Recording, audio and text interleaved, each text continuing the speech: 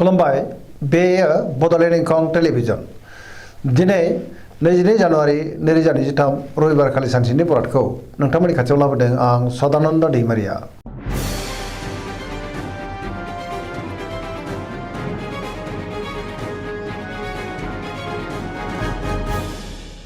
सिगां फरायनो लादों मेष राशि गिबि हांखो अ ल दिनैनि साना बारा मोजां नङा। गोसोखौ दिनै जोबोर गुलाय गुजाय मोनगोन। सोरबाया थगायनोबो हागौ। सुथुरनि गाज्रि नोजोरबो गोग्लैनो हागौ। सांग्रां जानाया गाहाम। गुबुनजों दिनै गोरोबनो गोब्राब जागोन। मावनो लानाय खामानिखौ मावफुंनो हायोब्लाबो माबा नङा माबा मोनसे गोरोन्थिबो जालांनो हागौ। गोसोआ दिनै जोबोर गोनो गोथो जानो हागौ। देहाया मोजाङै थागोन अब्लाबो नाथाय जानाय लोंनायाव सांग्रां जानांगोन। रांखावरियाव बारा मोजां नङा। गोबां धोन खहा जानोबो हागौ। बेफार फालांगियावबो मोजां नङा होनजायो। न'खराव अननानै फैगोन। बिमा बिफानिफ्राय अननायफोरखौ मोननो हागौ। गोसोनि बोलोआ नाथाय अब्लाबो लोरबां जागोन। समाजाव मान मोननो हागोन। लाइमोनफ्रा जोबोर आला खाला जानो हागौ। नेगेटिभ एनार्जिनि गोहोमबो गोग्लैनो हागौ। सांग्रां जानाया गाहाम। वृष राशि गिबि हांखो इ उ ब दिनैनि साना मोजां आरो गाज्रिनि गेजेरजों बाबेनलांगोन। गोसोआव दिनै गोजोननाय गैयै जानोबो हागौ। गोजोननि आंखाल जागोन। माबा मोनसे गाज्रि खौरांबो फैनो हागौ। सोरजोंबा रायखोमा जानोबो हागौ। गोसोनि बोलोआ लोरबां जागोन। मावनो लानाय खामानिखौ मावफुंनो गोब्राब जागोन। गोबां रोखोमनि जेंनाजों मोगा मोगि जानांनोबो हागौ। समाजाव नाथाय मान मोनगोन। रांखावरियाव बारा मोजां नङा। नाङा फाङा खरसाया बांगोन। बेफार फालांगियाव बारा मोजां नङा होनजायो। खहा जानांनो हागौ। न'खराव बिसि फिसायनि गेजेराव अननानै फैगोन। बिमा बिफानि अननायफोरखौ मोननो हागौ। देहाया मोजाङै थागोन अब्लाबो नाथाय जानाय लोंनायाव सांग्रां जानांगोन। गुबुननि थाखाय नाङा फाङा जेंनायाव गोग्लैनांनोबो हागौ। सोरबा लोगोजों रायखोमा जानोबो हागौ। नेगेटिभ एनार्जिनि गोहोमबो गोग्लैनो हागौ। सांग्रां जानाया गाहाम। मिथुन राशि गिबि हांखो क स दिनैनि साना मोजां आरो गाज्रिनि गेजेरजों बाबेनलांगोन। गोसोआव गोनो गोथो साननाय फैनोबो हागौ। गोथों आरो गोग्गो साननो रोंनाय नङा। गियाननि आंखाल जागोन। नेगेटिभ एनार्जिनि गोहोमबो गोग्लैनो हागौ। मोनफ्रोमबो बिथिङाव सांग्रां जानांगोन। गोसोआ दिनै जोबोर गुलाय गुजाय जागोन। देहाया मोजाङै थागोन अब्लाबो नाथाय जानाय लोंनायाव सांग्रां जानांगोन। रांखावरियाव मोजां। बेफार फालांगियावबो मोजां होनजायो। न'खराव बिसि फिसायनि गेजेराव अननानै फैगोन। अब्लाबो नाथाय गोसोनि बोलोआ लोरबां जानो हागौ। मावनो लानाय खामानिखौ मावफुंनो हायोब्लाबो माबा नङा माबा मोनसे गोरोन्थिबो जालांनो हागौ। सोरबा लोगोनिफ्राय मोजां खौरांबो फैनो हागौ। लाइमोनफोरनि गोसोआ दिनै जोबोर आला खाला जागोन। अब्लाबो नाथाय गोसोनि साननायखौ फोरमायलायनो हागोन। कर्कट राशि गिबि हांखो ड ह दिनैनि साना जोबोर मोजां। गुबुनजों अनजानो हागौ। सोरजोंबा बाख्नाय जागोन। माबा मोनसे मोजां खौरांबो मोननो हागौ। गोसोनि साननायफ्रा दिनै मोगथाङाव जाफुंगोन।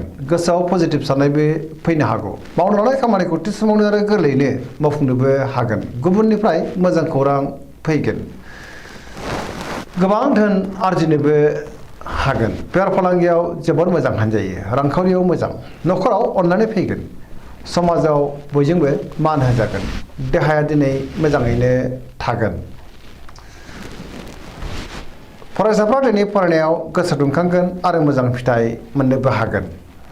लाइमोनफ्रा गावबा गावनि गोसोनि साननायखौ फोरमायलायनो हागोन आरो पजिटिभ एनार्जिनि गोहोमबो गोग्लैनो हागौ।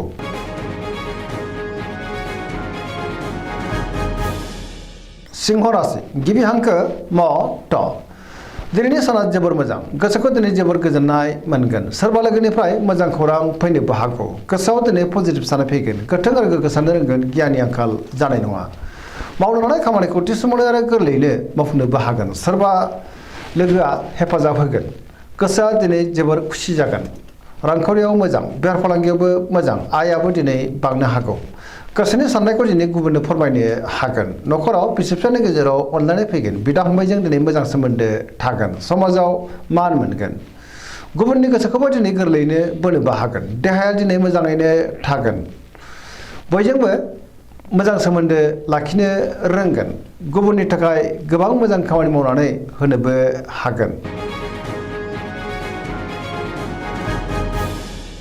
कन्या राशि गिबि हांखो प ट दिनैनि साना मोजां आरो गाज्रिनि गेजेरजों बाबेनलांगोन गोबां रोखोमनि जेंनाजों मोगा मोगि जानांनो हागौ गुबुननि थाखाय नाङा फाङा जेंनायाव गोग्लैनांनोबो हागौ गोसोआव दिनै नेगेटिभ साननाय फैगोन गोथों आरो गोग्गो साननो रोंनाय नङा गियाननि आंखाल जानोबो हागौ रांखावरियाव मोजां अब्लाबो नाथाय खरसायाबो बांगोन बेफार फालांगियाव मोजां होनजायो न'खराव दिनै अनलायनाय फैगोन गोबां खामानियाव दिनै मुखुबबो थानांनो हागौ सोरजोंबा रायखोमा जानोबो हागौ सांग्रां जानाया गाहाम लाइमोनफोरनि गोसोआ दिनै जोबोर आला खाला जागोन अब्लाबो नाथाय गोसोनि साननायखौ फोरमायलायनोबो हागोन नेगेटिभ एनार्जिनि गोहोमबो गोग्लैनो हागौ।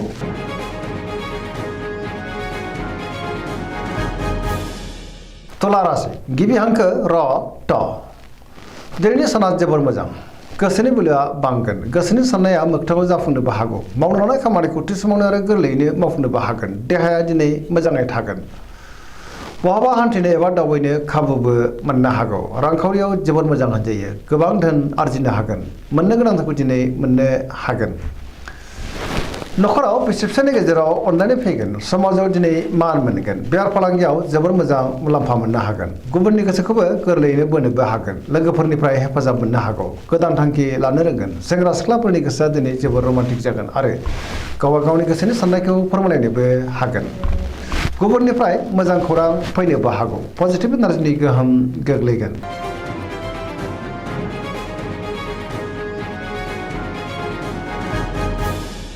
वृश्चिक राशि गिबि हांखो न स दिनैनि साना जोबोर मोजां समाजाव दिनै गोबां मान मोननो हागौ गोबां मुंदांखा सुबुंजों दिनै लोगो मोनज्लायनोबो हागौ पजिटिभ एनार्जिनि गोहोम गोग्लैगोन बहाबा हान्थिनो एबा दावबायनो खाबु मोननो हागौ समाजाव बयजोंबो मान होजागोन सोरबा गोजाम लोगोजों बहाबा लोगो मोनज्लायनोबो हागौ आरो गोसोखौ दिनै जोबोर गोजोननाय मोनगोन गोसोआव पजिटिभ साननायबो फैगोन मावनो लानाय खामानिखौ थि समावनो आरो गोरलैयैनो मावफुंनोबो हागोन गुबुननिफ्रायबो हेफाजाब मोननो हागौ गोसोनि साननायफोरा दिनै मोगथाङाव जाफुंगोन गोसोनि बोलोआबो बांनो हागौ गुबुननि थाखाय गोबां मोजां खामानि मावनानै होनोबो हागोन न'खरावबो अनलायनाय फैगोन रांखावरियाव जोबोर मोजां होनजायो मोननो गोनांखौ दिनै मोननो हागोन अब्लाबो नाथाय खरसायाबो बांनो हागौ बेफार फालांगियाव मोजां होनजायो देहाया दिनै मोजाङैनो थागोन गुबुननिफ्राय हेफाजाबबो मोननो हागौ फरायसाफोरा दिनै फरायनायाव गोसो दुंखांगोन आरो मोजां फिथाइ मोनगोन लाइमोनफोरनि गोसोआ दिनै जोबोर रमान्टिक जागोन आरो गावबा गावनि गोसोनि साननायखौ फोरमायलायनोबो हागोन।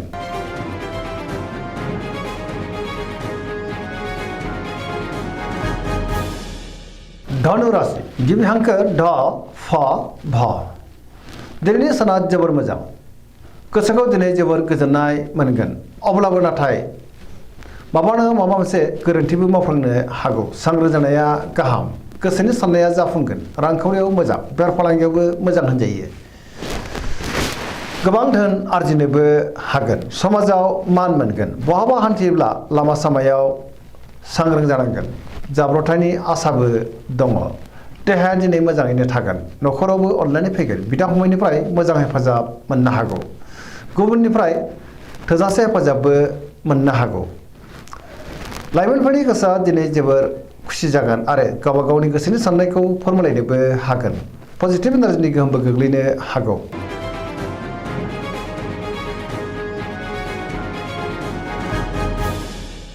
मकर राशि गिबि हांखो ख ज दिनैनि साना जोबोर मोजां गोसोखौ दिनै जोबोर गोजोननाय मोनगोन गुबुननि थाखाय गोबां मोजां खामानि मावनो होनोबो हागोन मावनो लानाय खामानिखौ थि समावनो आरो गोरलैयैनो मावफुंनो हागोन रांखावरियाव मोजां अब्लाबो नाथाय खरसायाबो बांनो हागौ बेफार फालांगियाव दिनै जोबोर मोजां मुलाम्फा मोनगोन गुबुनजों मोजां सोमोन्दो लाखिनोबो रोंगोन लाइमोनफोरनि गोसोआ दिनै जोबोर रमान्टिक जागोन आरो गावबा गावनि गोसोनि साननायखौ फोरमायलायनोबो हागोन न'खराव बिसि फिसायनि गेजेराव अननानै फैगोन बिदा फंबायजों दिनै मोजां सोमोन्दो थागोन फरायसाफ्रा फरायनायाव गोसो दुंखांगोन आरो मोजां फिथाइ मोननोबो हागोन पजिटिभ एनार्जिनि गोहोमबो गोग्लैनो हागौ धोरोमारि बिथिङावबो दिनै गोसो दुंखांगोन।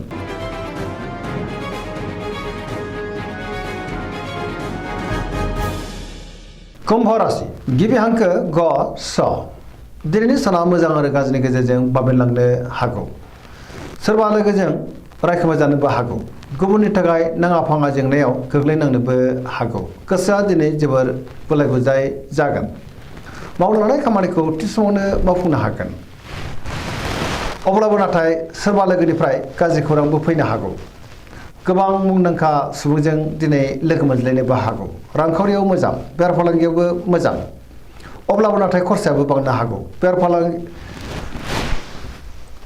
न'खराव बिसि फिसायनि गेजेराव अननानै फैगोन बिदा फंबायजों दिनै मोजां सोमोन्दो थागोन बहाबा दावबायनो खाबुबो मोननो हागौ आरो मोजाङैनो हान्थिनोबो हागोन अब्लाबो नाथाय लामा सामायाव सांग्रां जानांगोन